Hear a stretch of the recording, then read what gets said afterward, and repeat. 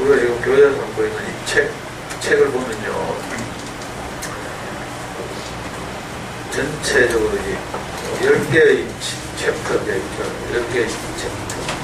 그 중에서 첫 번째 챕터가 우리가 지난주에 다룬 이제 행복이란 무엇인가.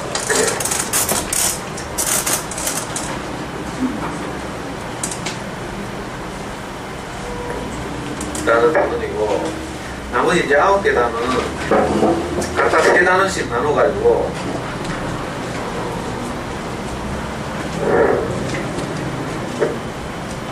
행복을 누리려면 첫 번째 세 챕터는 어떤 마음으로, 나머지 두 번째 세 챕터는 도대체 무엇을, 그리고 마지막 세 챕터는 누구와, 이렇게 이제 각각 나눠져 있죠.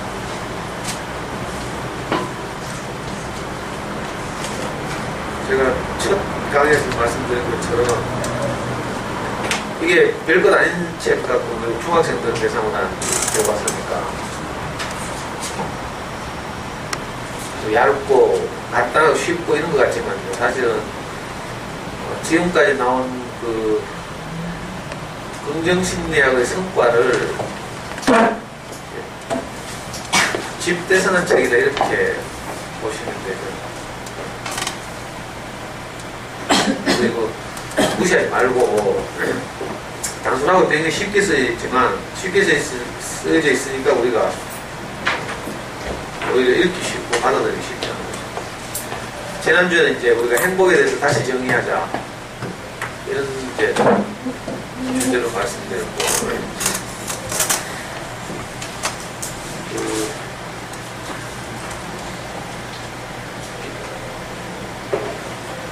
이 분야의 그 창시자라고 할 수 있는 그 양반 이름이 뭐랄까, 긍정심리학의 창시자, 실제로 생각했네요. 하여튼 그 양반이 자기대로 행복을 다시 정의하기를, 행복은 즐거움, 몰입, 그리고 의미, 이렇게 세 가지 요소로 정의된다 이렇게 이제 말하고 있습니다. 여러분들도 각자 이제 행복에 대해서 한 번씩 마음속에서 정의해 보는 거죠. 비록 속물적일지라도 내가 마음으로 이렇게 동의하고 공감하는 나만의 정의를 이제 한번 세워보는 거예요. 그리고 인생을 살아보는 거죠. 그래가지고 내가 세운 그 행복에 대한 정의대로 살았는데 결과가 어떤지 이렇게 한번 점검해 보는 거예요. 아직 젊잖아, 그래. 젊으시니까. 그 서울대학교 김난도 교수라고 그 젊은이들의 멘토로 유명한 분 있잖아요. 트위터나 이런 데서 아주 강력한 영향력을 미치는 분인데, 김난도 교수 강의를 잠깐 들어보니까 그 인생 시계라는 주제로 강의를 하더라고. 인생이 80년이라면 80년을 하루로 비유했을 때 40살이면 지금 대부분 40 전후잖아. 40살이면 인생 시계로 하면 12시라는 거죠. 하루 중에 12시. 딱 절반 살았다 이거예요. 어떻게 보면 많이 남았네. 40년. 많이 남았다고 생각하시는 분들은 이렇게 이제 자기만의 행복에 대해서 이제 정의하고 그것을 이제 함께 뭐 가족들과 함께 이제 살아내보는 거죠. 그렇게 해서 그 행복이 이제 확보되고 보장되면 계속 남은 인생을 그렇게 살면 되고, 아니면 또 회의하고 이제 행복에 대한 내 생각, 정의 이런 게 좀 틀렸구나, 뭔가 문제가 있구나 이렇게 생각되면 다시 또 수정하고 이렇게 하면서 우리가 이제 행복을 찾아가고 그리고 이렇게 하는 거잖아요. 그래서 이제 그 지난주 드린 말씀에서 가장 핵심적인 것은 행복은 조건의 집합이 아니라 상태다 이런 말씀을 드렸어요. 우린 저는 늘 이렇게 행복이 이런 조건의 나열, 조건의 완성 이렇게 생각했지만 이상하게 그건 해보면 아니거든요. 이건 이제 우리가 안 점검을 안 해봐도 돼요. 왜냐하면 우리보다 훨씬 더 먼저 산 사람들이 또 훨씬 더 똑똑한 사람들이 이미 이제 다 경험해보고 그런지 아닌지를 밝혀놓은 거니까.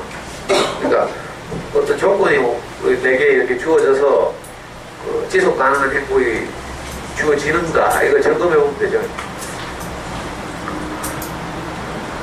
어떤 내가 원하는 그 조건이 이렇게 완성되거나 뭐 이렇게 이루어지면 전혀 뭐 기쁘지 않은 건 아니죠. 저는 여기 화성파크들이 처음 이사 와가지고 이렇게 새 아파트인데 평생 처음 살아봤거든. 그래 처음에 굉장히 좋더라고. 풋풋하고 막. 그 내려다 어린 놀이터 2단지 중앙에 있는 어린 놀이터 내가 맨날 내려다보면서 이제 내 아는 아줌마들 있나 하면서 멀리서 보니까 8층에 보면 식별이 잘 안 돼가지고 내가 망원경 하나 살까 뭐 이 생각하고. 근데 참 즐겁고 그걸 누렸죠. 그러나 그런 거 이제 익숙해지면 사라지는 거예요. 이상한 일이에요. 우린 다 그런 게 행복인 줄 알았어. 좋은 집을 가지면 안 가지는 것보다 낫지만 그러나 그런 건 금방 익숙해져 버리니까 참 이상한 일이다 싶었어요. 근데 이제 저보다 훨씬 똑똑한 사람들이 이런 연구를 통해서 또 인류 역사를 이렇게 쭉 이렇게 살아오면서 확인해보고 있는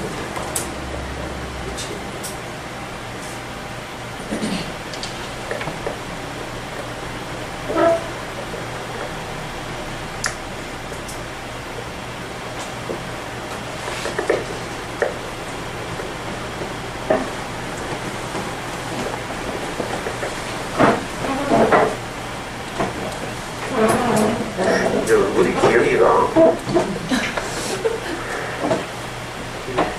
좀 편하게 강의하려고 수만원 들어가지고 산 마이크인데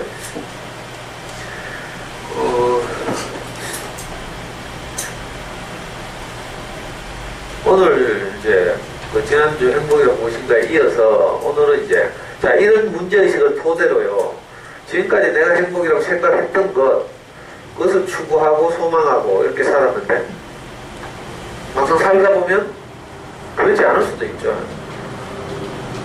이번에 보니까 우리가 보통 일반적으로 돈이 참 소중하다 이렇게 생각하고 그죠? 다들 살았는데 이상한 일이 벌어졌죠. 둘째 아들이 엄마가 좀 잘 살았나봐. 부동산도 있고 이래가지고 둘째 아들 결혼할 때 뭐 빌라 1억짜리 하나 사주고 막 이랬대. 내 장가갈 때는 1000만원짜리 전세집 우리 집에서 얻었는데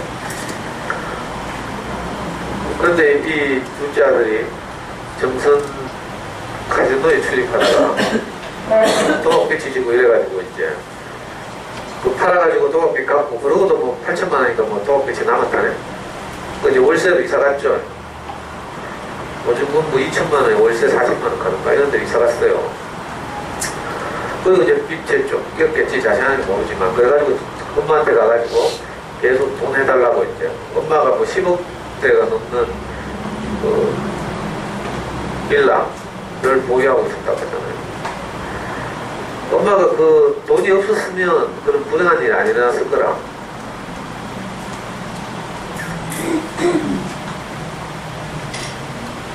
그래가지고 엄마하고 형을 뭐 죽여가지고 어디 매장해가지고 뉴스 봐요? 어디? 오늘 처음 나오셨어요? 어떻게 알아봤어요? 유튜브에서 잠수내 검색했어요. 어디 집은 어디 있을때요? 칠구? 어디? 칠구? 이지구? 뭐 하는데 저는 구미에서도 온 분이 있대. 지는 경주 언제 왔나? 경주 영산에서도 왔는데 유튜브 이 아줌마는 오늘 처음 왔죠? 이번 학기 처음이네. 전에 왔어요? 누구 따라왔어? 그 동네 사람?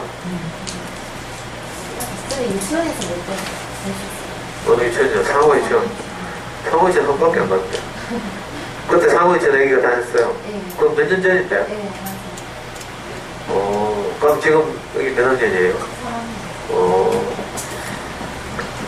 상황이 전 그때 돈 많이 주던데.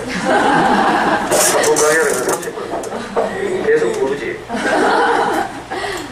상황이 전 원장님 남편이 대구에서 유명한 운동권이거든. 뭐, 오리지널 운동권 아니고, 이제, KYC라고, 기독교 인권운동, 뭐 이런 거 하는, 내 대학교 과선배예요. 가보고 알았지, 나.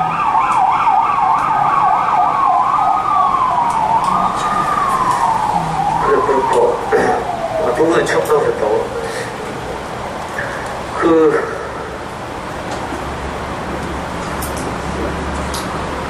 그러니까 이런 우리가 이제, 각자가 가지고 있는 이제 행복에 대한 정의, 그죠? 이런 걸 가지고 산단 말이에요. 뭐 고상하게 행복에 대한 정의라고 제가 표현하지만, 우리 이제 일상을 사시는 엄마들은 꼭 그렇게 고상하게 표현하지 않더라도 다 뭔가 삶의 목표를 가지고 있잖아요. 그걸 추구하면서 살죠. 근데 이런 것들 추구하면서 살다가 이제 저처럼 가끔씩 즐겁기도 하고 기쁘기도 하지만 또 그것 때문에 내가 절망하고 좌절하기도 하고 이렇죠. 가장 일반적인 사건을 제가 지금 예로 든 거예요. 만약에 그 엄마가 돈이 없었더라면 살인사건 안 나죠. 엄마 죽이고 뭐 이래 할 이유가 없잖아. 저도요, 뭐 여러분들 다 아시는 것처럼 내가 노을 밑에 쫓겨가지고 그래서 내가 손 벌릴 수 있는데 다 벌렸거든요. 그런데 저는 마치 너무 인생을 못 살아가지고 우리 형하고 형수한테 완전히 찍혀 있었어. 그리고 형과 형수는 부자지만 내가 거기에 손을 벌릴 수가 없었어요. 우리 엄마는 돈이 하나도 없었거든. 형과 형수하고 같이 사니까 용돈 좀 받아 쓰는 수준이죠. 저도 우리 엄마가 돈이 많았더라면 엄마한테 가서 분명히 졸랐을 거라. 내가 워낙 공국에 처해 있고 사채에 막 쫓기고 이러니까요. 사채에 쫓겨봤어? 그러면 눈딱 한다니까? 저는 실제로 명동 매거리? 명동 매거리가 한쪽 코너에 가면 그 사채 사무실이 있었거든? 거기에는 전세 계약서를 갖다 맡기고 사채를 끌어다 썼어요. 물론 합법적인 거 다 쓰고 나서 합법적인 심지어 우리 명혁이 엄마가 근무하는 학교의 동료 선생까지 저를 보증 써가지고 은행에서 돈 빌려 쓰고 이랬죠. 그래가지고 명혁이 엄마뿐만 아니라 그 동료 선생까지 은행에서 차압들하고 월급 빼서 은행 먼저 가져가고 막 이런 일이 벌어지고 이런 거예요. 그때 우리 엄마가 돈이 많았더라 분명히 나도 가서 엄마한테 졸랐을 거고 막 땡깡 부리고 뭐 안 주면 땡깡 부리고 울고 뭐 죽는다 했다가 뭐 이렇게 했을 거예요 분명히. 그러니까 이번 그 사건이 난 뭐 거짓말 그런 게 아닌 거죠. 이런 걸 보면 아 꼭 돈이 많다고 좋은 게 아니구나 이걸 알 수 있어요. 차라리 돈이 없는 게 나을 수도 있어요. 그 행복에 대한 정의를 우리가 다시 할 필요가 있는 이런 사건을 보면서 그래도 돈은 많아야지 저건 특수한 경우야 이렇게 하고 있으면 이제 참 패다 못 거예요. 지난주에 제가 이제 엄마들하고 우리 노트에다가 행복에 대해서 쭉 썼잖아요. 제가 집에 가서 그걸 이제 제 책상 앞에 쌓아놓고 2주일 동안 읽었잖아. 추석 연휴도 있고 이래가지고.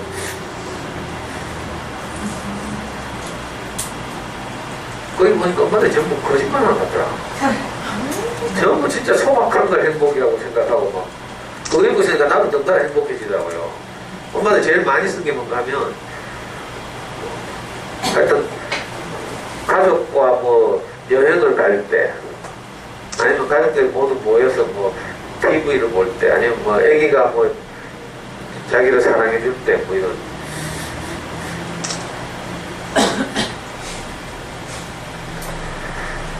그러니까 우리 현지 오신 분들은 전부 지혜로운 분들 같기도 하고요. 거기 아무도 뭐 올백 맞을 때 이런 말씀 하나도 없고 거기 강의할 필요가 없어. 전교 1등 할 때 뭐 이런 말 쓴 사람이 없더라. 뭐 거짓말 하는 거지 사기치는 거지.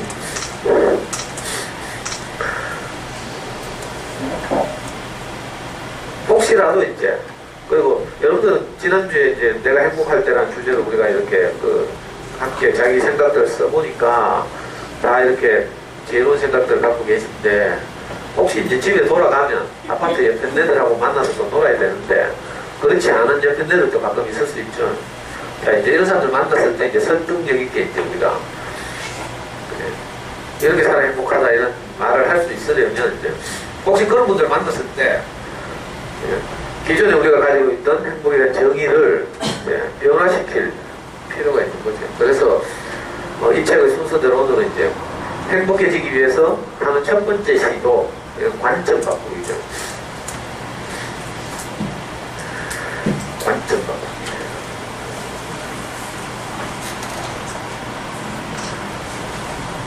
제가 지금 다른 학교 같은 강의하러 나가면서요, 내가 이런 심혈을 기울여서 밤잠 안 자고 내 PPT 만들고 이런 적이 없어. 근데 호시할 때는 지금 내가 미쳤는지 이번 학기에 내가 와 이래 일주일 동안 생각하고 이래가지고 파워포인트 만든다고 열심히 노력하고 있습니다.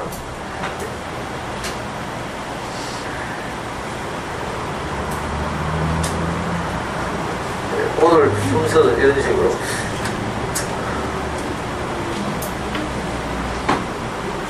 여러분 책 있죠, 책.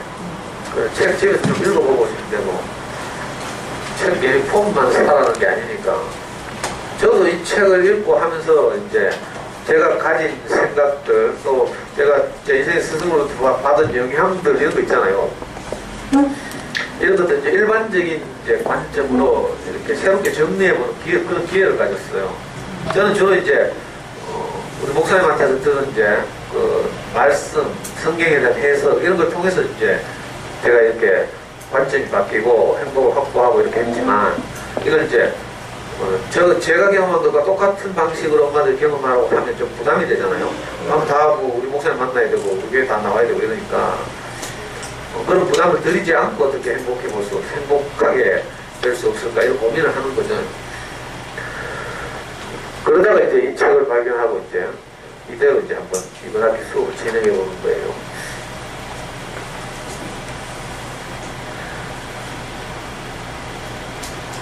행복은 상태다.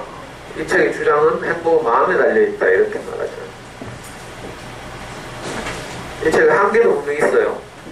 바로 반론이 가능한 이런 주장도 있을 수 있고 그렇지만 이제 우리가 비판적으로 검토해 보는 거죠. 이 그림책 보신 분? 아무도 없죠? 없어야 이야기가 돼.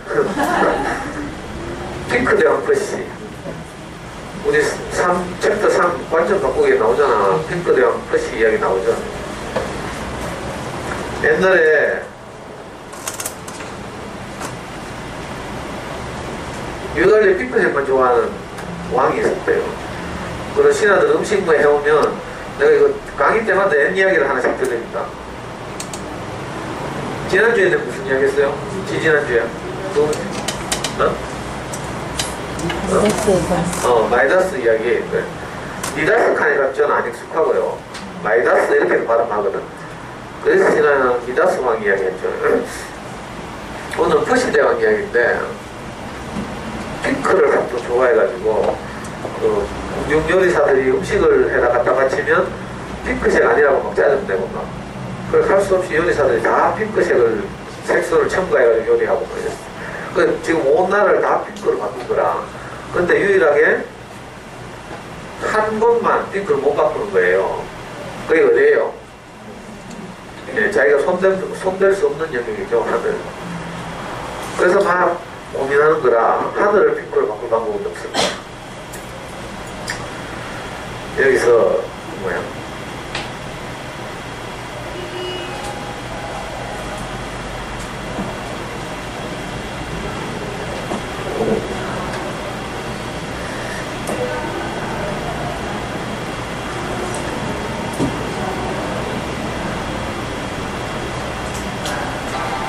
어떤 세상에 살고 있느냐가 아니라 세상을 어떻게 바라보느냐가 행복을 결정하는 것입니다.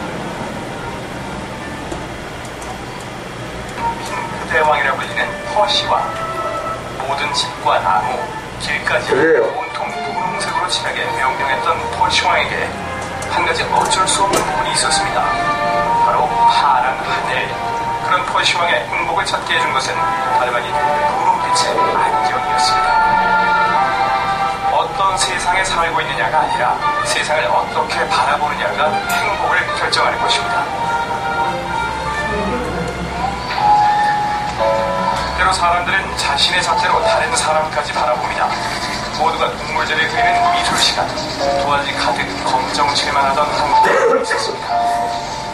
아이의 행동을 이해할 수 없던 선생님과 부모는 아이 걱정이 날이 갈수록 심각해졌고, 급기야 정신과 병원에까지 가야 했던 아이. 하지만 아이는 아무 말 없이 똑같은 행동만 반복하고 있었지요. 대체 아이는 왜 도화지를 검게 치우고 있었던 걸까요? 그런데 그때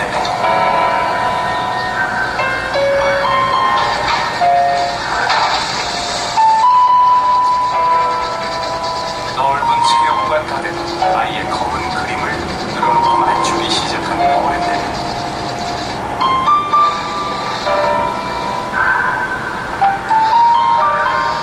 아이의 그림은 그저 남들보다 컸을 뿐 아이는 고래를 그리고 있었던 것입니다. 다른 눈으로 바라보면 또 다른 색. 아이가 뭘 그리고 있었다고요? 네. 그게 고래구나. 난 곰인 줄 알아.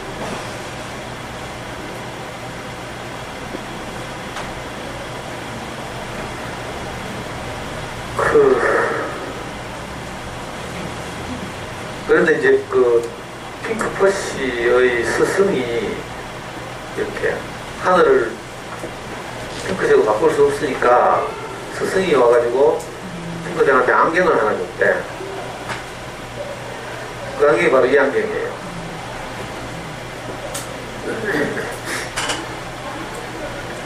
그 안경을 쓰고 딱 하늘을 보니까 다 핑크더라는 이야기죠. 아까 그 동화에서 아주 마지막에 의미심장한 말을 하더라. 뭐라 했죠? 뭐가 적던데? 아무 생각 안 나나? 뭐라 했는데? 행복은 뭐더라? 어떻게 바라보느냐의 문제다. 하여튼 이런 취지로 이야기했잖아요. 그러니까 내게 주어진 이런저런 상황, 환경, 조건 또는 처지 우리에게 다 있죠, 각자. 자, 있는데 이걸 이제 내가 어떤 관점에서 바라보느냐에 따라서 해석이 전혀 달라지죠. 저는 어릴 때 지금도 잊혀지지 않는데 아버지가 돌아가시고 나서 내 초등학교 1학년 때예요. 장사를 지내는데 와룡산, 제가 다니는 교회가 대구 비산동 교회였는데 모교회가 대구 비산동 교회인데요. 그 모교의 산이었죠. 와룡산이었어요. 와룡산 뭐 어디 조그만 동물이겠지. 그래서 이제 거기 이제 아버지 이제 그 매장하는 그 광경. 저는 초등학교 1학년이니까 이제 장례에서 제외되고 형이 이제 3주니까 형은 이제 가서 하관식도 하고 막 이렇게 했어요. 저는 이제 그걸 멀리 떨어져서 누가 사과 한 개를 주더라고. 그 사과를 이제 베어 물면서 멀리서 이제 아버지 이제 그 하관식하고 이렇게 공분 만드는 광경을 내가 이제 그냥 보고 있었던 거죠. 그때 내가 그 경험 때문에 이제 그 후로 내가 사과를 못 먹잖아요. 알아요? 내가 제일 싫어하는 과일이 사과야. 사과를 먹으면 속이 미싱미싱거리고 막 이렇게 속에서 안 받아요. 올라가고 막 이래. 그래서 그런지 몰라도 하여튼 저게 이제 그 아주 인상적인 장면 중에 하나로 제 어린 시절의 장면 중에 하나로 남아있어요. 아버지 그 이제 묘소를 만드는 그 작업, 장례의 마지막 날 절차. 자, 그런데 그 철저하게 초등학교 1학년인 제 관점으로 찍힌 장면이죠. 근데 우리 형은 장남이기 때문에 3주로서 가서 아버지 그 관유에 흙을 이렇게 한 줌 뿌리고 이런 거 있잖아요. 그런 것까지 다 가까이서 한 거죠. 그러니까 이 어릴 때 그 아버지 죽음과 장례라는 한 사건을 두고도 그냥 멀리서 제가 바라본 그 장례하고 형이 직접 더 가까이서 이렇게 진행하고 상주로서 이렇게 프로세스를 경험한 형하고 관점이 완전히 다른 거예요. 저는 이걸 몰랐는데 나중에 이제 전생 스승을 만나고 나서 우리가 전부 옛날의 상처 때문에 옛날에 어떤 기억 때문에 우리가 트라우마를 입고 이래가지고 인생을 참 어렵게 살고 막 이러잖아요. 어떤 분야에서 또 이게 심하면 전 인생의 전 분야에 영향을 미쳐서 이렇게 막 나중에 이제 정신적으로 어려움을 겪기도 하고 이러죠. 근데 우리 교회 안에 보면 이제 어릴 때 그 아빠한테서 모진 소리를 들어가지고 평생을 그런 영향을 받는 사람들도 있거든요. 자, 이런 사람들이 아니면 이제 결혼 생활을 하다가 신혼 초에 잘 안 맞아가지고 부부싸움을 대판하고 이런 사람들이 있죠. 그때 이제 상처 때문에 결혼 생활이 이제 오랫동안 이제 소통이 안 되고 이런 집들도 있고 이래서 이제 상담하러 가거든요. 제가 누구의 상담인지 정확히 기억이 안 나지만 상담하러 갔어요. 그래서 옛날에 어떠고 저떠고 막 이런 이야기를 막 목사님한테 막 하는 거죠. 예를 들면 아내는 남편 욕을 막 하면서 막 저 인간이요 막 어쩌고저쩌고 그리고 또 반대로도 있을 수 있죠. 그때 우리 목사님 하신 말씀 중에 하나가 뭐였는가 하면 기억은 실제가 아니다 이렇게 말합니다. 저는 그 말 듣고 큰 충격을 받았어요. 나는 이 우리 이 뇌과학에 따르면 우리 뇌가 600g인가? 뭐 어느 정도 크기의 뇌가 이 사물을 인식하는 거죠. 내 경험, 또 받아들인 지식, 책, 뭐 이런 것들을 통해서, 미디어 이런 것들을 통해서 뇌가 이걸 인식하고 정보를 처리하고 뭐 이런 과정을 통해서 내 안에 저장되고 이러거든요. 근데 나는 이게 내가 기억하고 있는 것이 다 맞는 건 줄 알았어요. 근데 커가지고 이거 40쯤 돼가지고 우리 목사한테 이 말씀을 듣고 나서 그제서야 내 비로소 아 그렇구나 이걸 알게 된 거죠.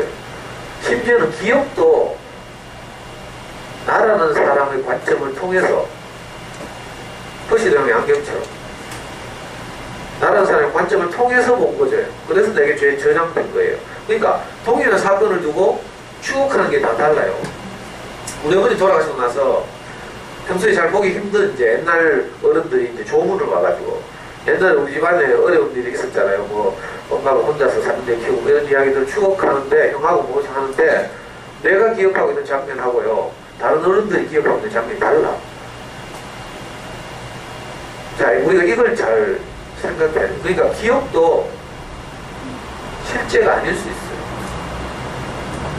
제가 호시오치에서 만난 엄마 중에 제일 처음으로 이제 저하고 상담을 요청하고 지금은 이제 우리 교회도 나오는 엄마가 하나 있어요. 정혜 큰언니. 이 언니는 이분은 어릴 때 영덕 영덕인가? 영덕이라고 해야 되나? 청송과 영덕 사이에 하여튼 살았어요.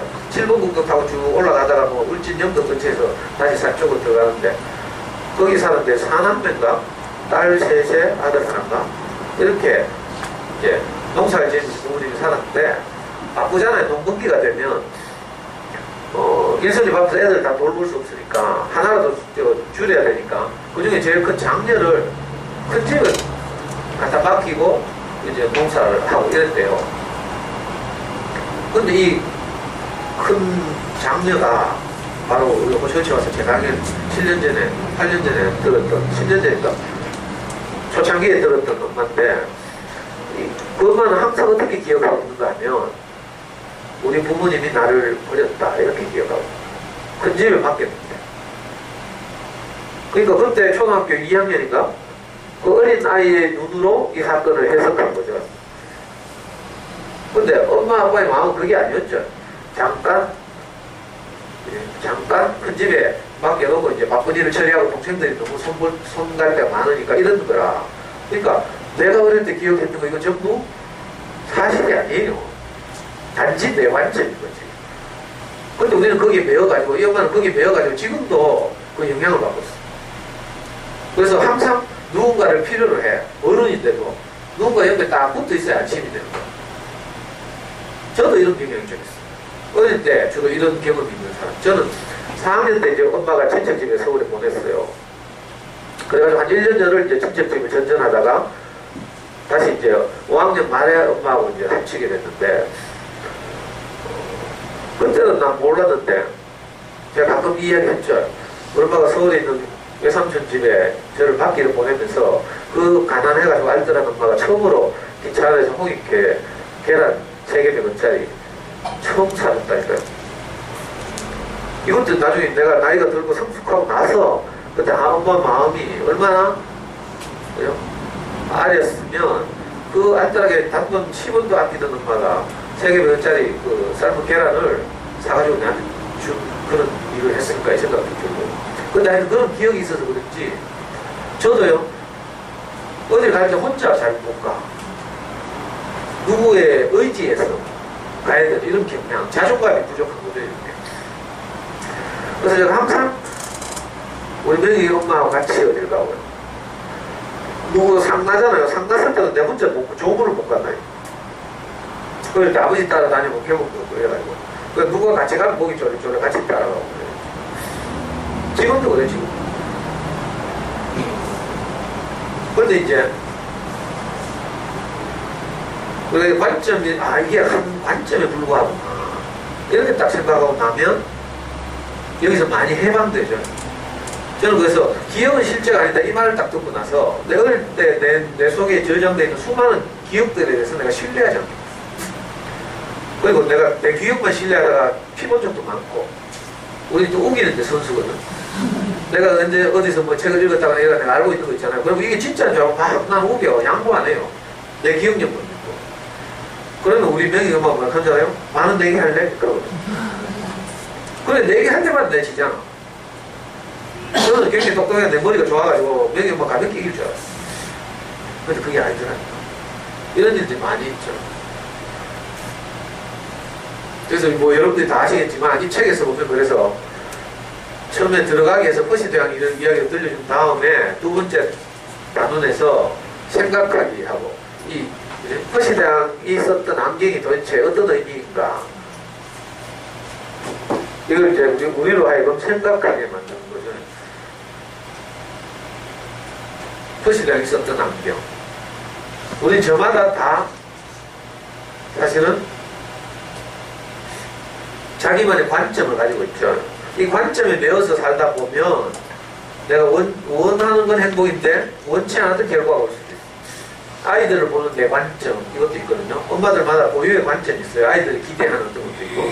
근데 이 관점 때문에 내가 아이가 뭔가 부족해 보이고 못마땅해 보이고 이런 거죠. 이 양반은 근대 심리학의 창시자라는 분이에요. 1910년도까지 살았나? 1800년대 살았는데 근대 심리학의 창시자 철학자이자 심리학자인데 윌리엄 제임스 이분의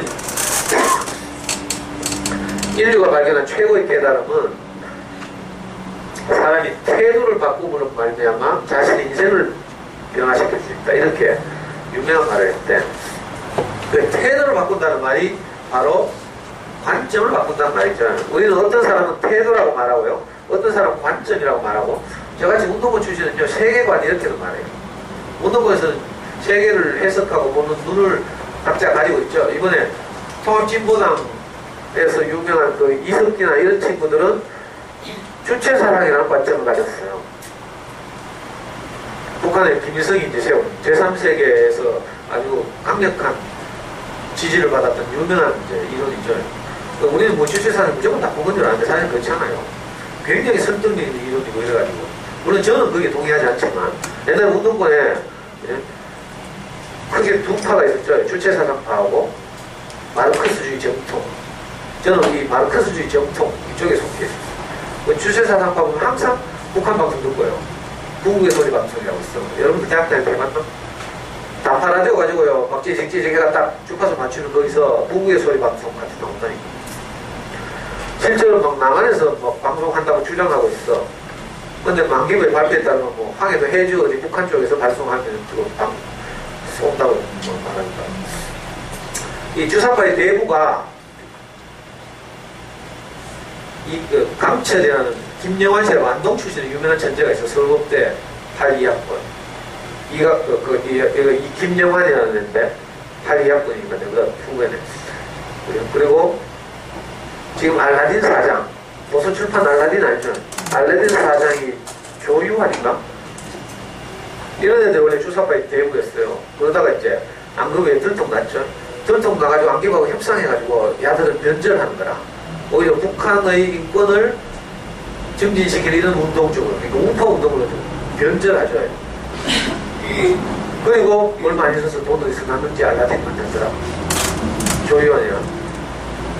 근데 이제 그때 감옥 갔다가 와서 변절하지 않고 계속 한 사람이 이석기래, 이석기. 이석기도 지금 용인외대 8기학번이고 83학번인가 이러잖아요. 근데 하여튼 이런 쪽의 사람들은 그 주체사상이라는 낭비형을 쓰고 세계를 해석한 거예요. 저는 옛날에 이제 마르크스 레닌주의 저 관점을 가지고 세계를 해석했고, 기독교 같은 데는 예를 들면 성경의 관점에서 세계를 보겠죠. 이런 식으로 저마다 관점, 태도, 가치관 뭐 이런 것들이 있을 거 아니겠어요. 자, 이런 것들을 변화시켜서 자신들의 인생을 행복하게 할 수 있다는 것이 유명한 심리학적 주장이죠. 우리는 그렇게 생각하지 않았잖아요. 우리는 그렇게 생각하지 않고 환경을 변화시켜서 다 이렇게 생각했어요.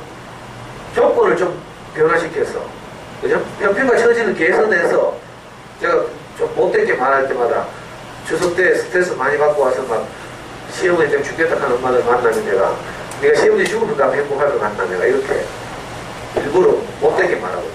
그게 다 뭐예요? 환경과 조건을 변화시켜서 내가 행복하려고 하는 관점을 우리가 가졌던 거죠. 아이의 성적이 올라서 지평수를 넓혀서 뭐 이런 거예요. 이런 것들이 전부 사실은 같은 관점이죠. 환경과 조건을 변화시켜서. 그죠? 근데 그게 아니라 이분이 하신 말씀이 태도를 바꿔서 이렇게 관점을 바꿔서 이 말이죠. 자, 파란색 원에 주목합니다. 자, 어느 파란색 원이 더 큰 것 같아요? 왼쪽? 진짜예요? 자, 자를 딱 준비가 있네. 와. 제가 볼게요. 왼쪽이 뭐지? 이게 더 크다.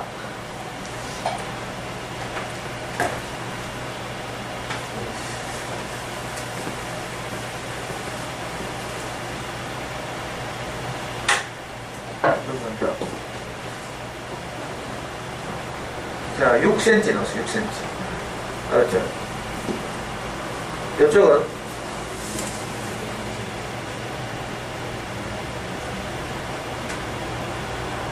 어때요? 똑같이 6cm.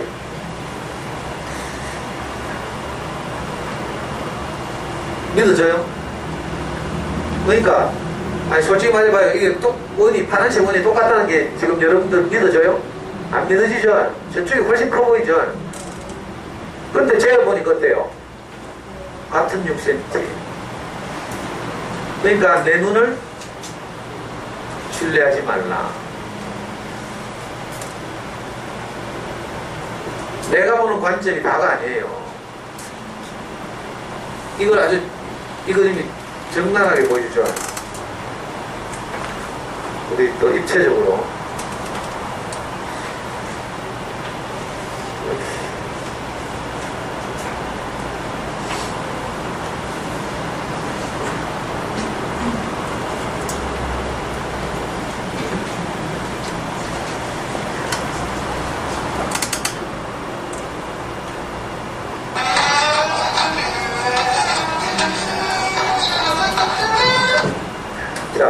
두 직선과 어느 직선이 길어 보여요?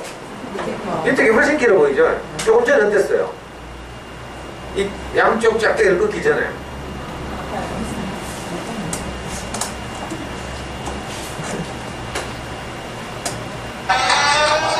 똑같았죠? 지금 꺾고 있잖아. 꺾는 선을 어느 쪽에 꺾는가에 따라서 이렇게 길이가 달라 보이는 거죠.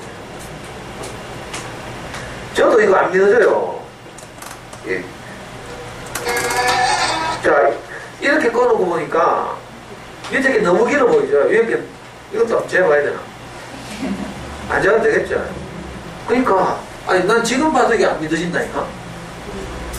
이게 훨씬 길어 보이죠? 근데 요 양쪽 이걸 딱 떼고 보면 길이가 똑같은 거라. 이게 너무 신기하죠?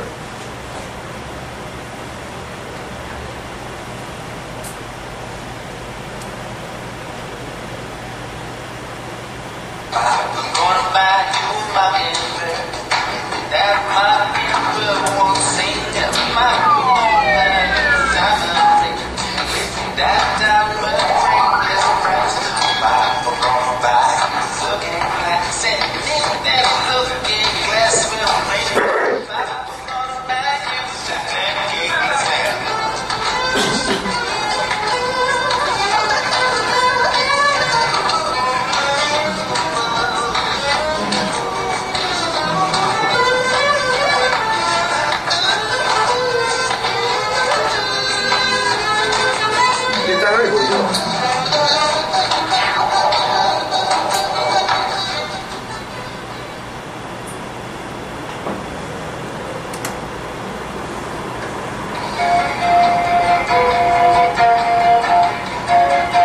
뭐라고요? 네?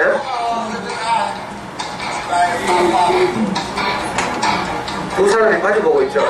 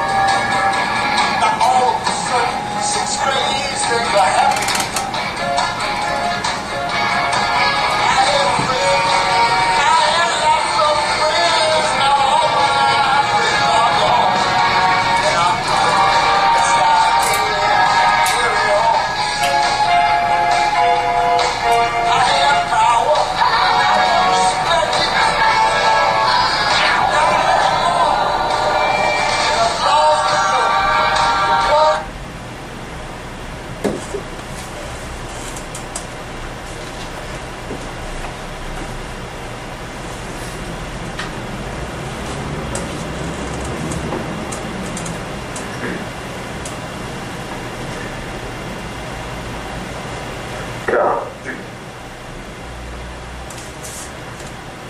아까 조금 전에 우리가 그 윌리엄 제임스는 태도를 바꿔서 이렇게 말했고, 우리는 각자 자기의 관점, 그죠? 또 삶의 자세, 뭐 이렇게 표현은 다르지만 이런 것들을 가지고 있죠. 이걸 보고 심리학에서는 프레임 이렇게 보는데요. 틀이죠, 틀. 창틀, 이거 프레임이라고 하잖아요. 그러니까 아파트에서 경관을 보는 것도 똑같죠. 내가 어느 쪽 창틀을 통해서, 창문을 통해서 바깥을 보느냐에 따라 전망이 달라져. 그렇죠? 익숙한 집에 살다가 다른 집에 놀러가서 전망을 딱 보면 우리 상해가서 파크도 있다고 그래요. 저는 항상 거실 쪽에서 내려다보면 어린이 놀이터, 제가 있는 방에서 보면 주로 상가 이게 보이거든요. 근데 어떤 집에 놀러가서 딱 보면 앞산만 보이는 전망이다. 어느 틀을 통해서 세상을 보느냐에 따라서 결과가 보이는 결과가 달라지는 거죠. 자, 이걸 우리가 아이들의 자녀 교육에 적용해 봅시다. 우리는 다 우리 아이는 이렇고 저렇다는 객관적 상태를 내가 알고 있다고 이렇게 생각하죠. 우리 애는 뭐 수학을 못하고, 우리 애는 뭘 못하고, 우리 애는 뭐 다. 근데 알고 보면 사실은 이것은 내가 가지고 있는 어떤 틀을 통해서 아이를 보는 거죠. 그래야 그래요. 나는 아이를 객관적으로 사실대로 보고 있어. 나 이렇게 생각하지만 사실 그렇지 않아요. 내가 가진 틀을 통해서 지금까지 우리 여러분들이 살아오면서 획득한 장착한 안경, 퍼시대왕의 안경처럼 어떤 안경을 가지고 모든 것을 보고 있는 거죠. 육신적인 눈으로 지금 우리가 이거 봤잖아요. 자, 이 생물학적 눈으로 봐도 이렇게 우리 눈을 신뢰할 수 없잖아요. 길이도 다르고 막 다 이상하게 인식이 되는데, 마찬가지로 사람과 사람을 대할 때, 사람과 사람 사이의 관계에서도 마찬가지예요. 내가 가지고 있는 어떤 눈으로 저 사람을 보고 있는 것이니까 내가 보고 있는 이 관점, 심리학에서 말하는 프레임이 잘못 장착되어 있을 수도 있다. 핑크색이 칠해져가지고 핑크로 보일 수도 있다. 이거죠.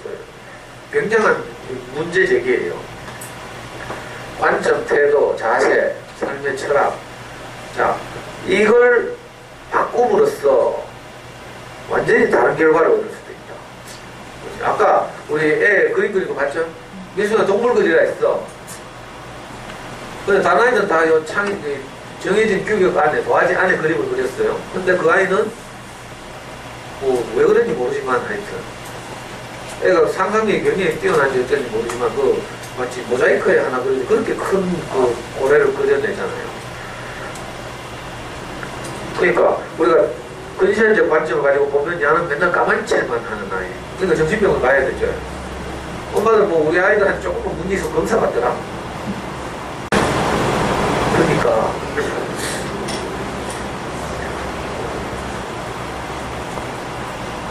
관점 맞추고 보면 어떻게 될까 이게 문제죠. 결과가 완전히 달라질 수도 있는 거죠. 이 심리학에서 말하는 프레임의 교체 이거죠. 저는 이제 가끔 강의할 때 엄마들한테 필터라고 말했어요. 기억나요? 우리는 다 살면서 이런저런 영향을 받고 교육받고 책을 읽고 그죠? 가정 환경 속에서 또 자라고 이러다 보면 자기만의 필터를 가지고 있죠. 그래서 어떤 사람의 말을 듣거나 새로운 정보를 우리가 만날 때 나만의 필터를 가지고 그걸 필터링 하죠. 그대로 100% 받아들이는 사람이 거의 없고 자기에게는 아무 필터도 없어서 누가 하는 말을 전적으로 받아들인다. 이런 사람을 보고 성경에서 마음이 가난한 자 이렇게 말해요. 많은 사람들이 마음이 가난한 게 뭐예요? 이렇게 묻더라. 자기 필터가 없는 사람 이런 뜻이에요. 마음이 가난한 자는 복이 있나니 천국이 제 것이며 이렇게 말 마태복음 5장인가 해서 그 말이죠. 우리는 근데 이런 상태가 아니죠. 다 내가 가진 게 있어. 내 생각, 관념 뭐 이런 게 있죠. 이걸 보고 부유하다 이렇게 말이죠. 부자라서 상대방의 말을 온전하게 받아들이지 못한다. 물론 자기의 말을 100% 받아들이면 안 되지만 내가 신뢰할 만한 사람들의 말도 자기만의 고유의 필터로 다 이렇게 걸러서 지 마음에 맞는 말만 우리가 쏙쏙 받아들여서 필터를 보강하고 이렇게 합니다. 근데 이제 어떤 사람들은 정말 자기 필터가 보잘것 아니라고 생각하거나, 그죠? 이래서 여과 없이 온전하게 받아들이는 사람도 있어요. 그런 사람들 변화가 빠르면 그 혁명적인 변화가 일어나는 이런 사람도 있어요. 그 심리학의 한계이기도 한데, 그리고 기존의 관점을 이제 바꾸는 거니까 가장 좋은 건요, 정말 자기가 신뢰할 만한 자기 인생의 멘토 같은 사람 만나서 자기 필터 없이, 자기 안경 없이, 자기 관점 없이 그걸 그대로 받아들이고 이게 가장 복된 거죠. 근데 이제 그게 쉽지 않으니까 아까 여러 가지 본 것처럼 주변을 둘러싸고 있는 어떤 틀 때문에 원이 크게 보이기도 하고 작게 보이기도 하고, 가능하면 우리 아이가 크게 보이려면 어떻게 해야 돼요? 우리 아이 주변에 둘러싼 아이들의 친구들이 어때야 돼요? 작아 보여야 되죠. 아예 그런 주변에 그 아무것도 없어도 어떻게 돼요? 우리 아이가 살아만 있기만 해도 감사하다 이렇게 되는 거야. 뭐 주변을 둘러싸 원의 크기에 따라서 결과가 이렇게 다르다. 저는 워낙 무능력하고 못났고 뭐 실패를 많이 하고 그랬으니까 우리 와이프에 대해서 항상 어떤 관점을 가지고 있어요? 우리 와이프 주변에 다른 원이 하나도 없어. 내하고 살아주는 것만 해도 감사하다. 아니 진짜로요. 그러니까 내가 이렇게 붙어 살지. 아까 벌써 쫓겨났지. 그러니까요. 주변의 이 틀, 프레임, 관점 이거 어떻게 바꿀 것인가 하는 문제야. 한 방에 바꿀 수 있어요. 저처럼 나하고 살아주는 것만 해도 감사하다. 우리 아이가 살아 숨쉬는 것만 해도 감사하다. 이렇게 될 수도 있어요. 어떤 사람들은 뭐 정말 힘든 어려운 일을 겪고 아이가 진짜 죽을지 살지 모르는 절망적인 경험을 하고 나면 어떤 생각이 들어요? 살아 숨쉬는 것만 해도 감사하다 이렇게 되죠. 근데 보통 이제 우리 주변에 있는 아들이 다 건강해, 공부도 잘해, 이런 동네 살고 있다. 신월성 지구 저가 가지고 다 그 월서초등학교 그 주변에 다 살고 있다. 이러면 어떻게 돼요? 애들 다 평균이 매적하더라. 그런 동네 살아봐요. 그럼 우리 주변에 아이들 주변에 있는 원들이 다 아이들보다 크고 막 이래. 그럼 그 동네에서 어떻게 돼요? 우리 아이 보면 항상 못나 보이죠. 부족해 보이고 이래요. 이 이상한 일이에요. 그래서 관점을 바꿔보는 거, 이게 이제 행복으로 가는 길이라는 거죠.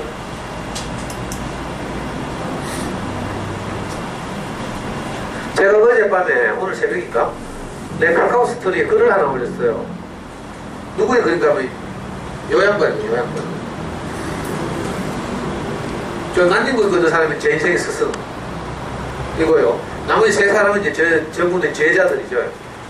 저로 말하면 이제 무협 지식으로 말하면 동문사 형들이라. 내가 가장 좋아하는 형들 둘이죠, 있죠. 이 형은 이제 동양대학교 교수인데, 계대 철학과 났습니다. 철학 전공한 교수인데, 가끔 내가 말했는데 4년 전에, 3년 전에 중국 선교를 갔다가 갑자기 속이 이상해가지고 한국을 급급 귀국해가지고 병원에 가서 조사를 받았는데 위암 4기 판정을 받았어. 아버지도 위암으로 돌아가셨대. 가족력이 있는데 그게 겁이 나가지고 위내시경을 아무도 안 한 거야. 난 내 위내시경 해야 되는데 몇 번째냐고 안 했지. 대형내시경은 내가 작년에 했는데, 그래가지고 이 형이 위암 4기 판정받고 동산병원에 수술했어요. 그리고 이제 투병 생활을 하는 지 지금 3년이 지나고 있는데, 위암 4기 같으면 내가 찾아보니까 평균 생존율이 얼마 안 되는 거야. 근데 이 형이 한 말이, 그때 수술하고 나와가지고 병원 2인실에 입원을 했는데, 똑같은 조건의 환자가 같이 이제 2인실을 쓴 거죠. 아침에 일어나면 한 환자는 우리 본 중심대인. 내가 왜 이렇게 재수가 없어가지고 내만 이렇게 암에 걸려가지고 막 계속 이런 식으로 아침 눈만 뜨면 저주와 절망과 부정 뭐 이런 것만 계속 입에서 나오는 이런 환자였대. 그래 형이 하도 견디도 못해서 병실 옮겼잖아요. 이 형이 그때 한 유명한 반적이 있어요. 나는 아침에 눈만 뜨면 내 앞에 두 개의 문이 딱 나를 기다리고 있다. 하나는 부정의 문, 하나는 긍정의 문. 부정의 문을 열고 들어가면 그 젊은 친구처럼 맨날 그 이야기 하는데 왜 하필 내한테만 재수없이 이런 일이 걸렸나. 하나님도 무심하시지. 내가 하나님께 쓰일 일이 많이 남았는데 왜 벌써 나를 데려가시나. 뭐 이런 생각부터 해서 오만 생각이 다 드는 거죠. 위암 4기인데 곧 죽겠지 뭐. 근데 이 형은 전혀 그렇지 않고요. 물론 이제 이 형도 20대 때 우리 목사님 만나가지고 이제 목사님 말씀 들으면서 많이 자기 인생이 달라져가지고 계대에서 시간 강사도 오래 하고 동양대학교 가서도 이제 강의하면서 학생들에게 이제 자기가 어떻게 사는지 이걸 이제 늘 이렇게 전하고 선포하고 이렇게 사시는 분인데, 이 형이 그것도 그 말했다니까. 내 앞에는 항상 두 개의 문이. 어느 문을 열고 들어가는가는 전적으로 내게 달립니다. 그렇게 긍정적으로 살았어요. 근데 지금 3년이 지났는데 상태 괜찮죠 지금. 물론 이제 항암치료 받고 그래가지고 좀 이렇게 살이 많이 빠지고 홀쭉해지긴 했어. 근데도 지금 잘 살고 있고요. 어제 우리 교회 게시판에다가 어떤 그 간증을 올렸길래 내가 너무 감동이 돼가지고 내가 카카오스톡에 옮겨놨어. 한번 읽어봐. 이런 고백을 어디 가서 듣기가 진짜 어려워요. 그 스토리 내용이 뭔가 하면요. 자기가 이제 항암치료를 받고 내가 병원점 이런데 여러 가지 이제 몸이 약해지니까 여러 가지 이제 부작용, 합병증 이런 게 온 거야. 그래서 이제 담석증이 와가지고요. 담낭에 뭐 돌이 이렇게 있는데 그걸 병원 측에서 수술을 하라고 하는데, 근데 몸이 너무 허약한데 수술을 받으려고 하니까 너무 부담이 되잖아요. 그래가지고 막 밤에 잠이 안 와가지고 아침 일찍 이제 목사님이 찾아간 거야. 찾아갔더니 입구에서부터 벌써 목사님 방 안에서 막 기침 소리가 들리고, 목사님도 건강이 안 좋으신 분이죠. 그 10대 때, 20대가 되기 전에 목사님이 그 폐렴으로 폐를 4분의 3을 절제했어요. 폐가 두 쪽에 있지. 한쪽 잘라내고 나머지 한쪽도 반인가 잘라내고 뭐 이렇게. 그리고 그것의 결과로 위도 늘 안 좋죠. 그래 하루에 6개씩 먹어야 돼요. 잠도 쪽잠을 2시간씩 자고 깼다가 2시간씩 자고 이렇게 자야 돼요. 그렇게 평생 사셨거든요. 근데 이번에 가서 이제 이 형이 막 수술 받아가니까 두렵기도 하고 이래가지고 목사님한테 상담하러 갔더니 목사님 하시는 말씀이, 그래 다음에 아직 그 돌이 이렇게 크지 않고 가루로 있으면 수술하지 말고 뭐 있어보지. 그렇게 이제 해서 수술을 이제 만료했는데, 목사님도 항상 담낭이 아프다 하면서 이러는데, 우리는 이제 목사님 폐 안 좋고 위 안 좋은 건 알았지만 담낭이 안 좋은 건 몰랐죠. 근데 이제 상담 과정에서 목사님이 이 형을 위로하기 위해서 자기가 아픈 걸 다 내놓고 이제. 그리고 이제 이 형이 정말 그 자기 마음에 있는 솔직한 질문을 했어요. 자기도 건강하고 싶은데 건강해서 해외 선교도 하고 복음을 전하면서 행복하게 살고 싶은데 근데 목사님 저는 죽을 때까지 이렇게 아프게 살아야 됩니까? 이렇게 물었잖아요. 그 질문을 하고 나서 너무 미안했대. 왜냐면 목사님은 지금까지 76세가 되도록 평생을 저렇게 아프면서 그렇게 살았죠. 그랬더니 목사님 하신 말씀이 아파도 살아야 돼. 그랬대. 아픈 걸 그죠? 몸에 지니고라도 우리가 살아야 된다는 거죠. 받아들일 것은 받아들이고 살아야 되는 거죠.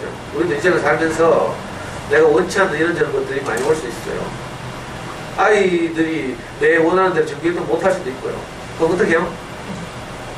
받아들여야지. 그래도 내 아이인데 예를 들면 되는 거죠. 하여튼 읽어봐야 제가 그 감동을 제대로 전달 못해요. 그런 거죠. 자, 관점을 바꾸면 이런 절망적 상황에서도 감사가 나와요. 이 형이 그 글의 마지막에서 그 성경 하박국서라는 성경, 구약 성경 하박국이라는 선지자가 쓴 구약 성경인데 거기 있는 성경 구절을 인용했어요. 포도나무에 소출이 없을지라도 우리가 인생을 살아서 남는 것이 아무것도 없다 할지라도 그래도 감사해야 되지 않겠나. 우리는 뭐가 생기면 감사하려고 생각하죠. 생겨도 물론 감사 안 하는 사람도 있지만 우리가 뭐 풍성하게 뭐가 결과가 있고 인생을 살아서 뭐 많은 것이 획득되고 이러면 이제 감사하려고 생각하는데 그 하박국이라는 선지자는 놀라운 말을 했어요. 포도나무에 열매가 하나도 없을지라도 뭐 어쩌고 할지라도 그럴지라도 우리가 감사해야 되지 않겠냐 이렇게 이 형이 그렇게 말해요. 자기가 건강을 다 잃어가고 사실은 언제 죽을지 모르는 그런 지금 긴박한 상황에 자기가 놓여있지만 그래도 살아서 이렇게 감사하고 살아야 되지 않겠냐. 당연하죠. 어떻게 보면. 근데 이 말이 잘 안 나오는 거라고. 우리 관점이 바뀌지 않고 원망하는 거죠. 다른 사람과 비교하고 건강한 사람과 비교한다는 이런 식으로. 근데 우리가 아프더라도 감사할 수 있고 아프더라도 사랑할 수 있고 그렇죠? 어떤 절망적인 상황이 와도 사랑할 수는 있어요. 이런 걸 보니까 그렇게 써놨더라고요. 어머니가 편찮으시더라도 살아있기만 하면 그걸 감사할 수 있죠. 그렇잖아요. 어머니가 존재 그런 존재예요. 근데 어머니가 돌아가시고 나면 어떻게 돼요? 감사할 대상이 없어져요. 너무 속상한 일이니까.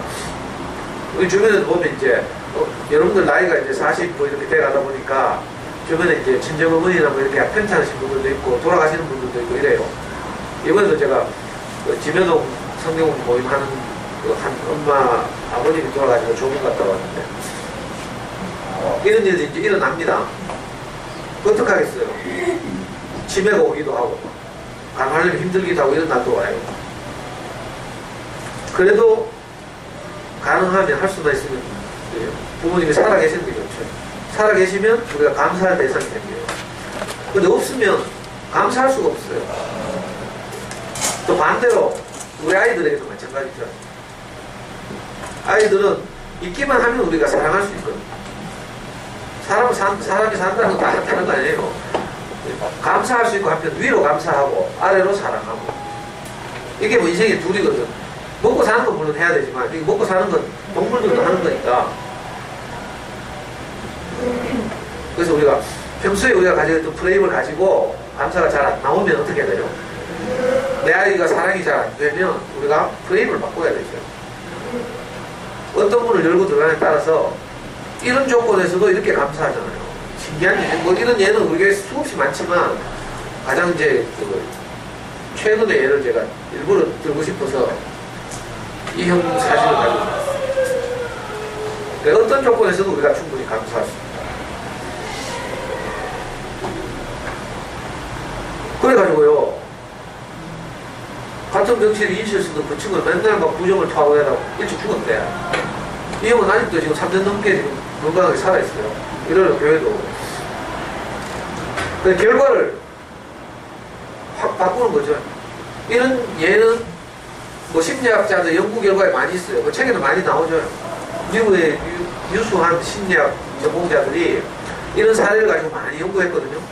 자, 거기 보면 책에 보면 프로야구 이야기 나와요. 미국 메이저리그 프로야구 선수들을 1952년도까지 조사했는데 선수들 사진 두 개 그 비교해서 나오죠. 한 선수, 흑인 선수는 활짝 웃고 있잖아요. 나머지 하나는 뭐 끔찍 웃고 있죠. 근데 이 사람들의 그 뒤를 추적해 보니까 행복해서 이렇게 활짝 웃고 하는 사람들은 수명이 훨씬 오래요. 근데 찌그러 있는 사람들은 오래 못 산다고요. 근데 어제 겁이 펑 나더라고. 나는 오랫동안 찌그러지고 살아.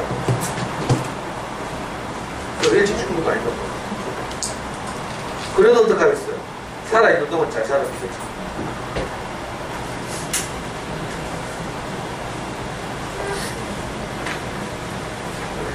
자, 여기서 이제 생각을 확장시키는 거죠. 우리 엄마들 같으면 외모 컴플렉스 이런 게 많이 있잖아요.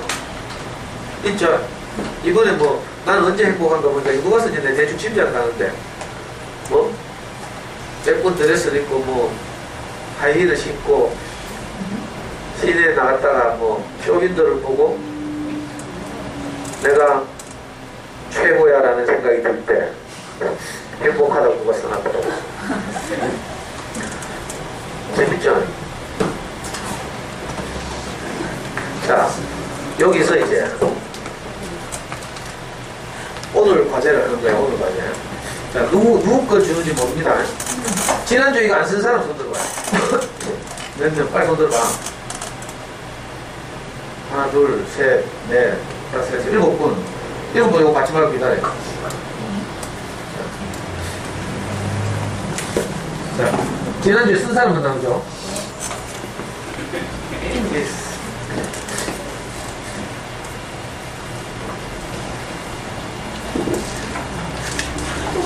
자, 모자라면 여기 또 있어. 지난주에 아는 사람. 오늘 처음 오신 분. 자기 이름 쓰면 절대로 안 돼요. 자, 지난주에 아는 사람. 지난주에 한 사람은 다 받았어요? 예? 자, 우선 지난주에 안 쓰신 분만 하는 거예요. 거기다 뭐 자기 이름을 쓰거나 이런 거 하면 안 되고 첫 페이지에 뭐라고 쓰는가 하면 내가 행복할 때 또는 행복했을 때 라고 제목을 적고 그래? 거기 글 쓸 수 있는 줄이 몇 개 있죠. 거기다가 내가 행복할 때 또는 행복했을 때 쓰는 거야. 이건 이제 지난주 거 하는 거예요. 자기 이름을 적는 게 아니에요. 그리고 누가 쓰는지 몰라. 이름을 안 적고 다시 거둘 거니까. 알았죠? 빨리 해봐. 지금 해, 지금. 그리고 이제 그 두 번째 페이지를 쓰실 분들, 지난주에 과제를 했던 분들은 오늘은 뭘 하는가 하면 나의 단점. 두 번째 페이지에 이제 제목에 나의 단점이라고 적고 단점 한 가지씩 쓰는 거예요. 한 가지씩만 써. 너무 많이 쓰지 말고. 단점 없는 사람 또 있나? 나의 단점 또 나의 부족한 점 뭐 이런 거 하나씩 봤어요. 자기 관점에서 보는 거죠. 그 관점이 얼마나 잘못됐는가를 이제 우리가 증명해 보려고.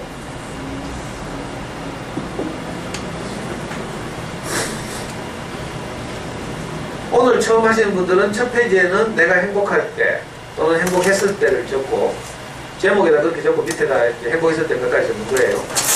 오늘 처음 하시는 분들은 그리고 바로 두 번째 페이지 넘어가서 나의 단점 하나씩.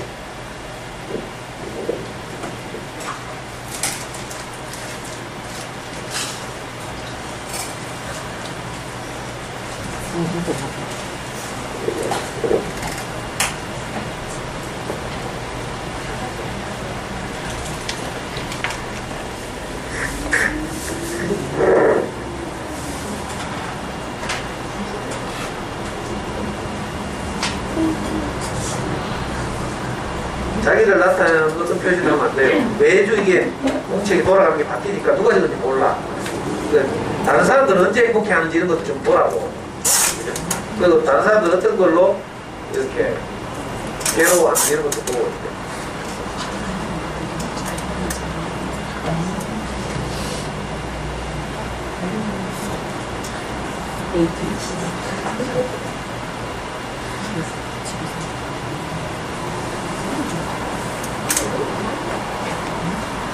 시험치나 와야 전부 괴로워하는 단점을 찾아내려고 하니까 너무 어려워. 자, 오늘 처음 오신 분들은 빨리 적어야 돼요. 2개를 적어야 되니까.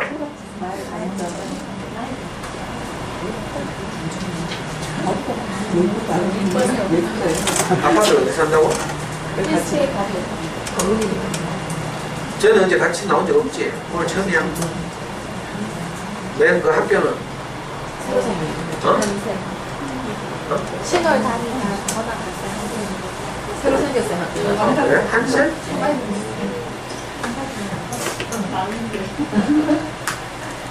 완전 한 달만 잡아요. 하나만 적어라. 너무 많이 적어가 또 나중에 집에 가서 속상해하지 말고.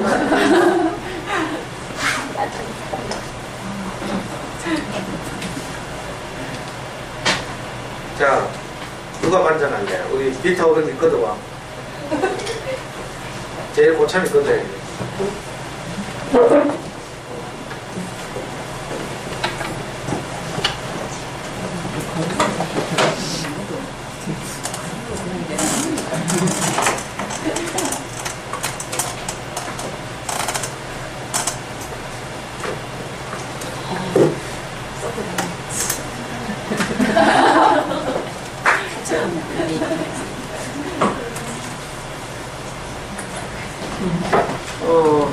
이제 이 책을 보면 이제 그 다음이 이제 함께 생각하기죠.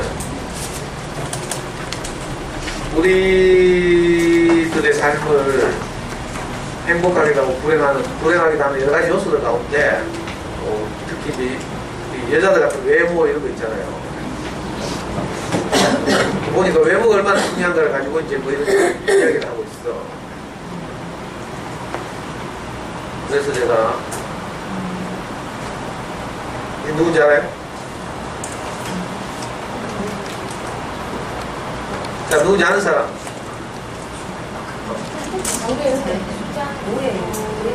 그래, 수잔 보일. 그 영국에 가면 브리튼스 갓 탤런트라는 프로그램이 있죠. 이거 우리나라에서 포맷을 수입해 와가지고 코리아 갓 탤런트 하면서 몇 번 했거든. 우리나라에서 흥연히 실패했죠. 왜냐면 다른 노래하는 오디션 프로그램들이 많고 이래가지고 코리아 갓 탤런트에는 노래하는 사람 별로 없고 뭐 주로 뭐 마술하고 뭐 이런 거 하다가 흥행 실패했어요. 그 시즌2까지 하고 접었어. 이게 수잔 보일인데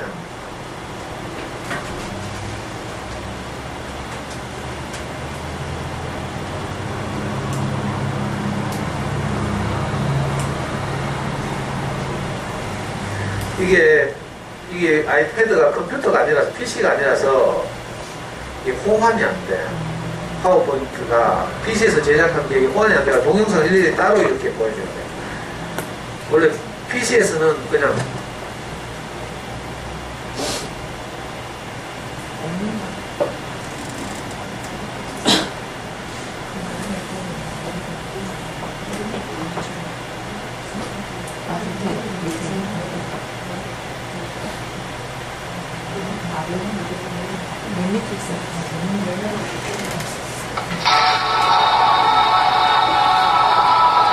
Glasgow's got a great theatre, a lively crowd, and a great atmosphere. So far, though, there's just one thing missing: talent. Yes, tensions are high backstage as everyone wonders where that talent is going to come from. Well, next up is a contestant who thinks she has what it takes to put Glasgow on the map. Alright. Good on you. My name is Susan Boyle. I'm nearly 48, currently unemployed but still looking. And I'm going to sing for you on Britain's Got Talent today. Yeah, that's nervous. Yeah, sure enough. Yeah, well, that's not surprising. I'm authentic, but you know, the one that I look forward to, my can't still pebbles. Never be vanished. Never be kissed. Shame. But it's not happening. Have you done this for many years?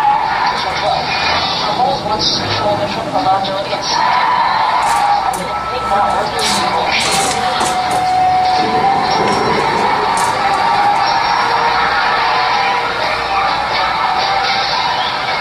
your name, darling? My name is Susan Boyle. Okay, Susan, where are you from? I am from Blackburn, near Rockgate, West Lothian. That's a big town. It's just sort of a collection of,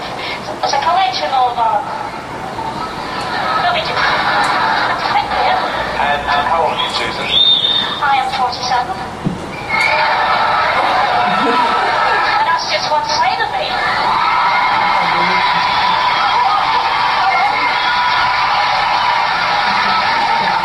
Okay, what's the dream? I'm trying to be a professional singer. Yeah, why hasn't it worked out so far, Susan?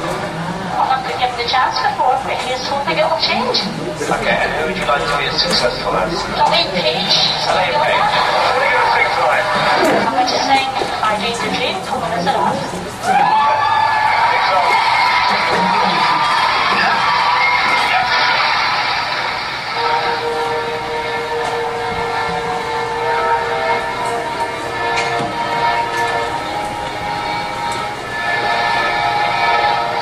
I dreamed a dream in time gone by.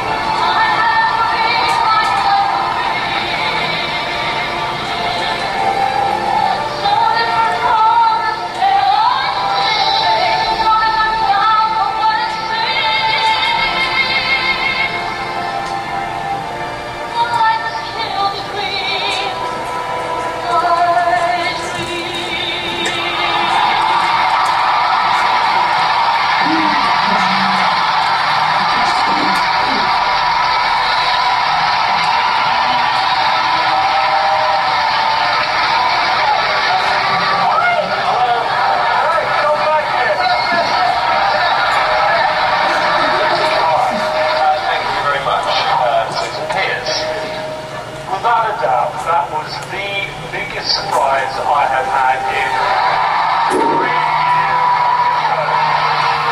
When you stood there with that cheeky grin and said, I want to be like Elaine Page, everyone was laughing at you. No one is laughing now. That was stunning, an incredible performance. Amazing. I'm shocked about you two. I am so thrilled because I know that every problem was against you. I honestly think that we were all being very cynical, and I think that's the biggest wake-up call ever. And I just want to say that it was a complete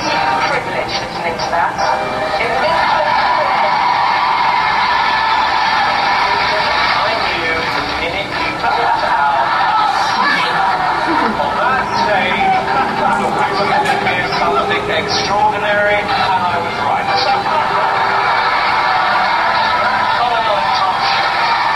Susan, you are a little tiger, aren't you? You are. Okay, you know the truth. Here's yes or no. The biggest yes I have ever given anyone. Amanda? Yes, definitely. Susan Boyle, you can go back to the village with your head held high in 3 yeses.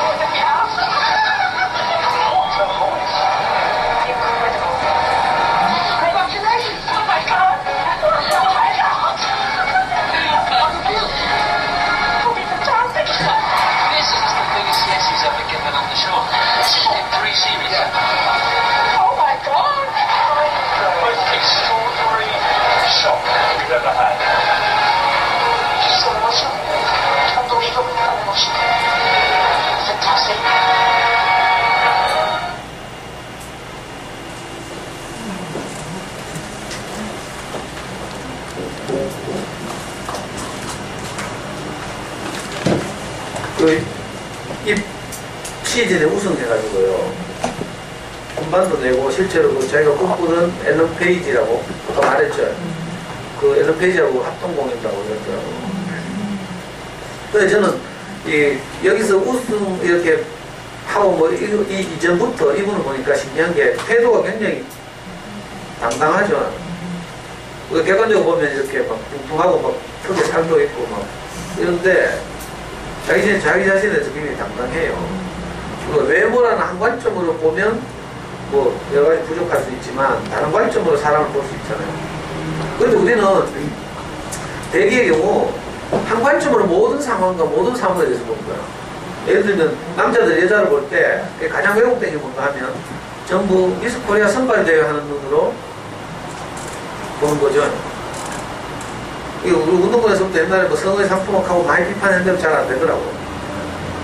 전부 미스 코리아 미인대 선발 기준으로 자기 자신을 보는 거라. 우리 여자분들도 그렇고.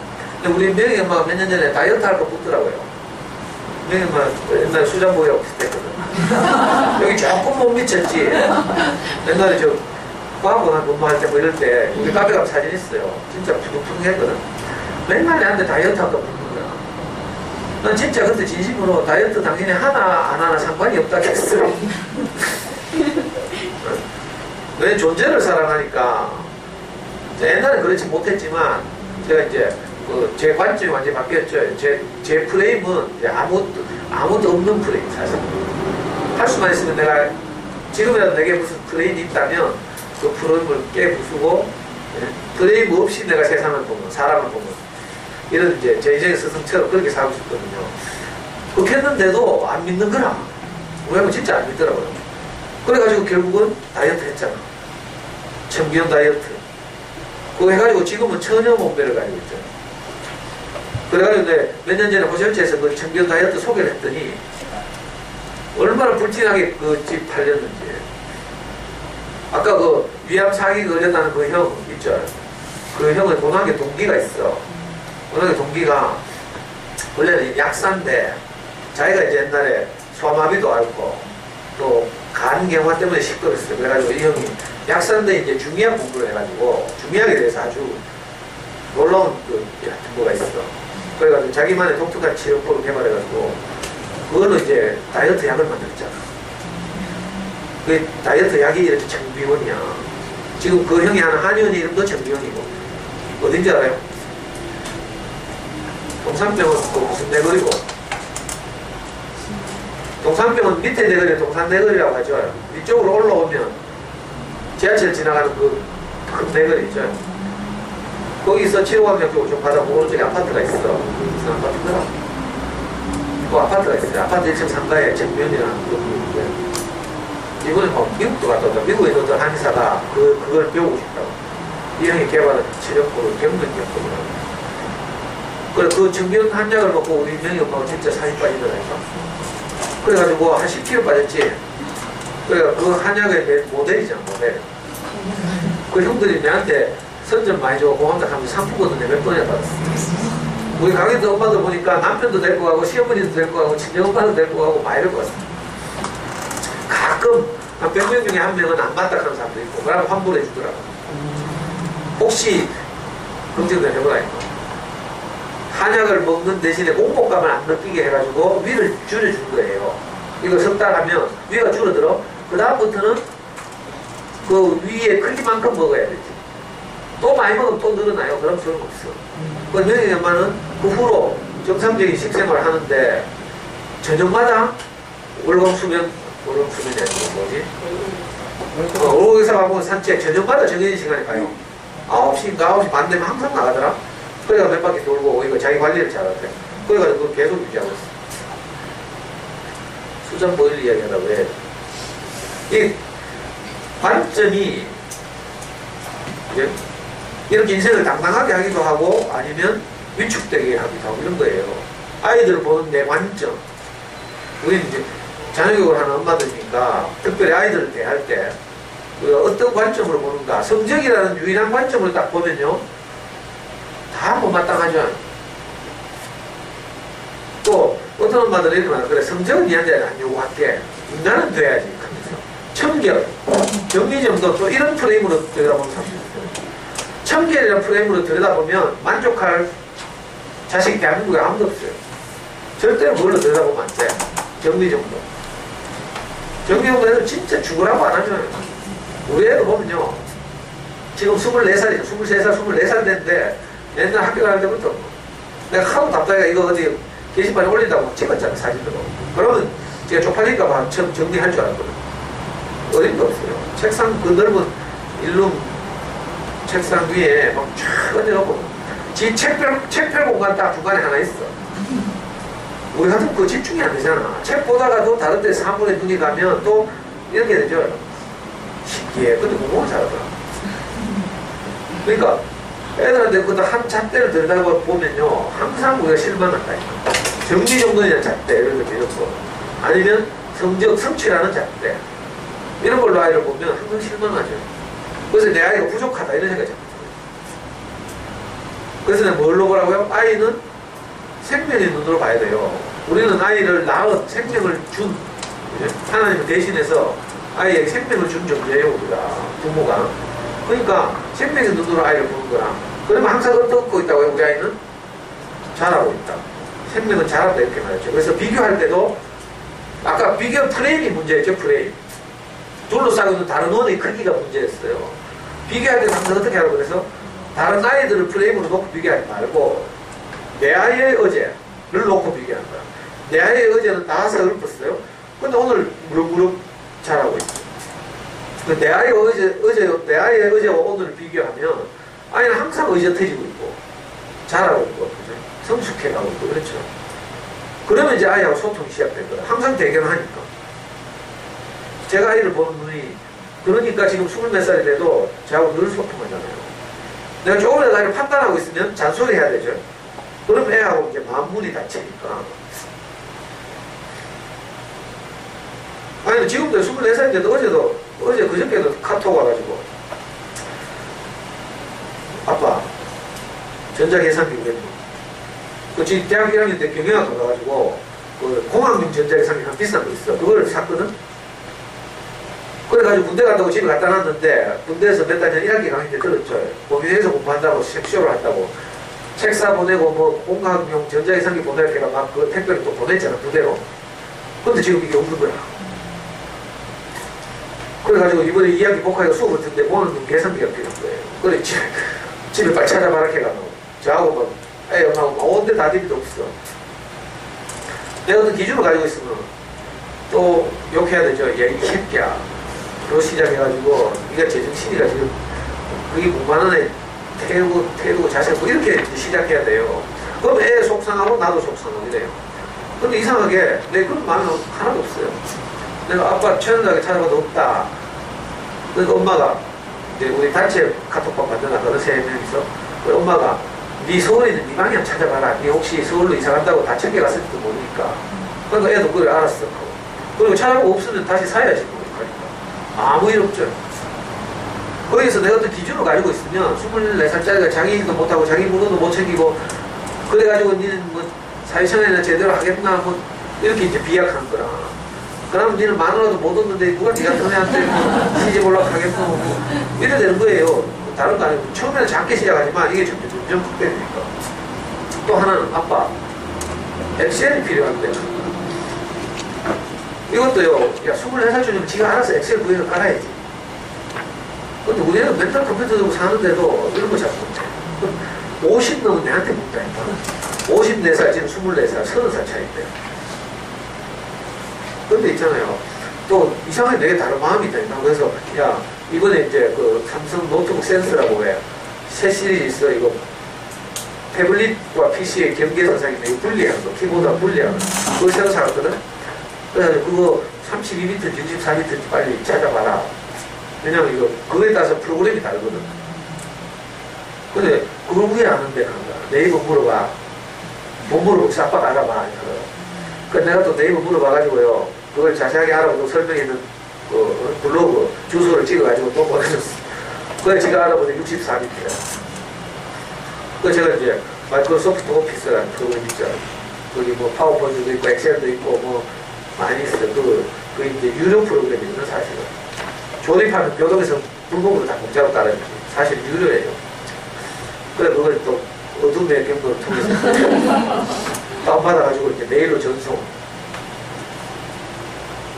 아이하고 저 사이 그러니까 아무 걸림이 없죠. 어떤 것이라도 내게 조금이라도 기준이 있으면, 틀이 있으면 이런 거 다 책망하고 예를 들면 부족하다 하고 이래야 되잖아요. 근데 그런 문제는 아니니까. 아주 순탄하게 물 흐르듯이 요구하고 도와달라고 도와주고 도와줄 수 없는 거 도와줄 수 없다 하고 이런 거죠. 그러니까 저하고 아이 사이에 아무 거리낌이 없잖아요. 근데 저는 옛날에 그렇지 않았거든요. 항상 기준을 가지고 있었어요. 수학 공부는 이 정도 해야지, 뭐 이건 이 정도 해야지 이런 걸 가지고 아이를 대하니까 아이는 아빠 앞에서 위축돼요. 자존감은 부모들이 아이를 항상 이렇게 책망하고 이러면 애들이 위축되죠. 자존감을 상실해요. 우리는 많이 속아가지고 애의 자신감은 성적이 좋아지면 안에서 몇 등 하면 자신감이 생길 것을 이렇게 생각하지만 사실 그렇지 않고요. 항상 제가 말하지만 주변의 어른들이 특히 가족들이 엄마 아빠가 가장 신뢰하는 그 부모가 아이를 어떻게 대하는가가 아이의 자존감이 결정되는 거예요. 객관적인 상태하고 상관없어요. 객관적으로 별로 못해도 잘한다 이렇게 말하면 애가 자존감이 못해요. 제가 그 이야기 했죠. 시골 울진 이런 데서 경북대학교 오면요. 애들이 굉장히 막 기쁘죠. 울진 종합고등학교 이런 데서 경북대학교 와봐요. 막 캠퍼스 돌아다니는데 어깨 쫙 펴고 막 고향에서도 막 장도방고 이런다니까. 근데 반대로 대구 외고에서 경북대학교 와봐요. 다 서울로 가는데. 그럼 어떻게 되겠어요? 같은 경북대학교 와도 위축되고 자기는 실패했다 이 생각이 들어요. 실제 우리 교회 그 차장이랑 그 지금 총학 선생님인데 얘가 경북 외고를 나왔어. 문경 출신인데 얘는요 경북 외고를 나와가지고 대구 교대를 왔어요. 대구대 다니는 내내 뭐라고 생각하는지 알아요? 하고 내가 이렇게 쪽팔린 학교 왔다 이렇게 생각해요. 충분히 내가 연고대 갈 수 있는데 내가 쪽팔린 학교 왔다. 자존감이 현저히 떨어지는 거죠. 이게 상대적인 거라니까. 객관적인 성적이 문제가 아니에요. 그러니까 우리가 아이들 대할 때 아이들 자신감을 키워주고 아이가 당당해지고 이래야 앞으로 지 할 일을 더 잘하게 되죠. 자, 그런데 우리 전부 객관적인 상태를 보고 저거 칭찬할 수 없는 점수야 자꾸 이렇게 생각해요. 이거 이제 뭐 해야 돼요? 관점을 바꿔야 되는 거예요. 여기 엄마도 단점을 적었잖아요. 근데 일부러 적어냈죠. 왜? 진짜 단점을 그냥 보려고. 그래서 우리가 이제 힘을 합해서 한 분은 이제 관점을 바꿔주는 거예요. 이거 누가 되는지 난 몰라. 단점. 좀 소심하다. 이렇게 적었어요. 이거 어떻게 바꾸지? 신중하다. 이렇게. 소심하다는 말을 다른 관점으로 보면 매사에 신중하다 이런 말이죠. 지금은 이제 시간이 없어서 우리가 한 대답밖에 못 들었지만, 제가 이 단점들을 이제 제 카스에 올려놓을 거예요. 누군지 모르잖아요. 쭉 올려놓으면 거기다가 엄마들 오늘 집에 가서 숙제하는 거, 숙제. 내가 카스에 올리면 엄마들이 그걸 바꾸는 거라, 관점을. 알았죠? 뭐, 이것 때문에 나는 단점이라고 생각한다. 여기에 대해서 이제 우리가 그 관점을 바꿔서 오히려 그것 때문에 장점이 되는 어떤 부분이 있다. 이렇게 찾아주는 거예요. 자기로서 찾기 어렵거든. 자, 숙제입니다. 숙제를 하기 위해서는 내하고 카스 친구가 돼야 되잖아. 카스 친구 아닌 사람 속도는 왜 많어? 이런 리터로 젊은데 컴퓨터 못해? 스마트폰이 아니라서. 오 마이 갓. 스마트폰이 아니면 할 수 없네. 스마트폰인데 카스 친구 아닌 사람. 카스 친구. 자, 제 전화번호를 받아 적습니다. 전화번호를 적으면 자동으로 저장하면 카카오톡에 등록되죠. 카카오톡 등록되면 카카오톡 제 친구 등록되면 얼굴 있잖아요. 얼굴 사진. 그거 꼭 누르면 카스로 연결돼요. 이런 건 내가 저런 분한테 가르치잖아요. 010-6543-1154 대화면 그리운 것 아니면 제 이름 김삼도 이렇게 그래가지고 이걸 내가 올려놓을 테니까 댓글 다는 거예요. 자, 그리고 숙제가 하나 더 있어. 자, 이건 지금 우리가 했죠. 이렇게 우리가 수업을 하면서 이제 행복을 만들어가 보는 거라 단점을 장점을 바꾸기도 하고요. 이 책에 나오는 단어이죠, 이게. 자, 이 관점 바꾸기에 관련된 헬렌 켈러의 유명한 말이에요. 헬렌 켈러도 아까 뭐 수잔 보일보다 훨씬 더 한 분이죠. 한쪽 문이 닫히면 항상 다른 쪽 문이 열려있대. 근데 우리는 너무 닫힌 문만 쳐다보고 애달바하고 애통해하면서 인생을 낭비한다는 거죠. 자, 관점 바꾸기의 대표적 사례를 지금 어머니한테 보여드릴 거예요. 이게 뭐라 했죠? 제가 다른 데 가서 강의한 것 카스에 올려놓은 거 보나? 우리 카페나 카스에 올려두잖아요. 아무도 안 보지. 자, 이거 뭐예요? 어? 이게 전형적으로 관점 바꾸기를 통해서 이게 뉴질랜드의 쓰레기 봉투예요. 쓰레기 봉투를 막 내놓으면 막 지저분하죠. 막 그 연봉투, 붉은 봉투, 막 새파란 봉투 막 이렇죠. 근데 뉴질랜드에서 초록색 봉투를 바꿔가지고 이걸 이렇게 내놓으니까, 배출해 놓으니까 이게 무슨 작품 같잖아요. 뷰티풀 러비시 영어 모르나요? 뉴질랜드 쓰레기 봉투라니까. 제가 깜짝 놀랐어요. 이거. 진짜 창의적이죠. 관점 바꾸면 이렇게 지저분해 보이는 쓰레기 봉투가 이렇게 다르게 인식됐습니다. 또 다른 하나는 이게 뭔지 알아요? 여기가 국립현대미술관 증축공사장이야. 공사장 가림막이에요. 보통 공사장 하면 막 지저분하고 시끄럽고 막 피해가고 싶고 이런 곳이라는 인식을 주죠. 그래서 그 지난해 시민들한테 굉장히 미안하잖아요. 그런데 국립현대미술관에서 대구가 나온 광고천재 알아요? 대구 계대 출신의 광고천재 이재석이가 들어봤어? 책도 나오는데 계대 나와가지고 유명한 광고에서 취직하려고 하니까 아무도 안 받아주는 거라. 그래서 열받아가지고 뉴욕으로 건너갔잖아요. 그러니까 뉴욕에서 창의적인 광고를 냈는데 그게 최우수상을 받고 이래가지고 세계적인 권 있는 광고 무슨 상들을 다 휩쓸었잖아. 30몇 개를 휩쓸었다. 책 한번 찾아봐요. 뭐 하여튼 광고 천재 이재석인가? 뭐 하여튼 그런 책이 있어. 이게 대구 계대 나온 친구인데 이 친구한테 부탁해가지고 국립현대미술관 증축공사장 가림판을 이렇게 만들었어. 근데 관점을 바꾸니까 전혀 다른 이런 결과를 가져오는 거죠. 그러니까 우리가 이제 행복해지기 이 책이 행복교과서잖아요. 행복교과서의 첫 번째 조건이 우리가 행복을 누리려면 행복하게 살려면 지금까지 우리가 가지고 있던 관점을 가지고 행복하다면 뭐 그렇게 살면 되고 아니면 어떻게 해야 돼요? 그렇게 바꿔야 하는 거죠. 관점이 없으면 가장 좋아요. 저는 우리 제재 스승을 통해서 가끔 내가 말씀드리죠. 성경보고 말씀드리죠. 좀 어렵긴 하지만 십자가라는 관점. 나는 아무것도 아니구나 하는 관점. 내가 이 관점을 가지고 있어요. 그러니까 내게서 일어나는 모든 일이 다 감사하죠. 근데 내가 뭐라고 생각하면, 내가 뭐 이 정도 되는 사람이라고 생각하면, 이 정도 되는 대우를 못 받으면 속상해요. 그냥 이상하게 이제 이런 관점을 장착했죠. 그러니까 아까 원으로 말하면 원 주변에 내가 다른 어떤 원을 프레임으로 두느냐에 따라서 내 인생의 결과가 달라져요. 아이를 키울 때도 마찬가지예요. 엄마는 그것도 모르고 자꾸 선진적인 걸 좋아해가지고 경쟁이 치열하고 이런 거 자꾸 간다. 그래가면 거기서 막 보따리 찢어진 줄도 모르고 막. 그런데 가가지고 막 그 사람들과 비교하면서 막 아둥바둥하면서 뭐 어떻게 살아남으려고 막 일생을 그렇게 살 인생 짧은데 이것도 가치관의 문제죠. 성취 중심의 가치관을 가지면 그렇게 살아야 돼요. 획득하는 인생을 살면 그 대신에 그런 길을 가면 어떻게 돼요?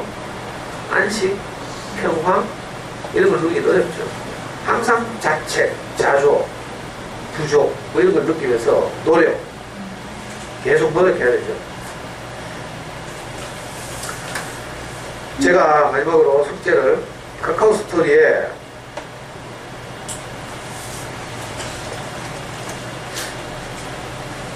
우리 최신식 지금 수업을 합니다. 실시간으로 이렇게. 자, 카카오 스토리, 제 카카오 스토리에 보시면 이 동영상 봤어요. 본 사람 손들봐. 이제 겸이 엄마한테서 링크해요. 이 동영상 본 사람. 아무도 안 봤어. 두 번 봤구나. 자, 저하고 일단 카스 친구가 되는 거예요. 그리고 숙제가 두 가지인데, 하나는, 전부 자녀교육과 관련된 거니까, 하나는 요 아줌마의 15분짜리 동영상, 15분도 안 돼. 요걸 보고, 예? 각자 느껴지는 말을 밑에 댓글로 다는 거야. 알았죠?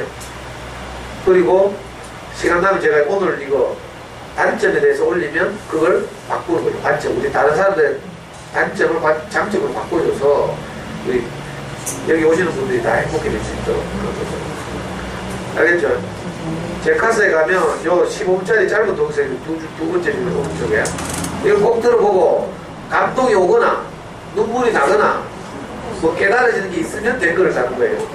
양심껏. 누가 친구 신청했다. 희창막 누구예요? 오, 동생 봤네. 그렇지, 이렇게. 알았죠? 숙제 꼭 기억하시기 바랍니다. 자, 오늘 여기까지 하겠습니다.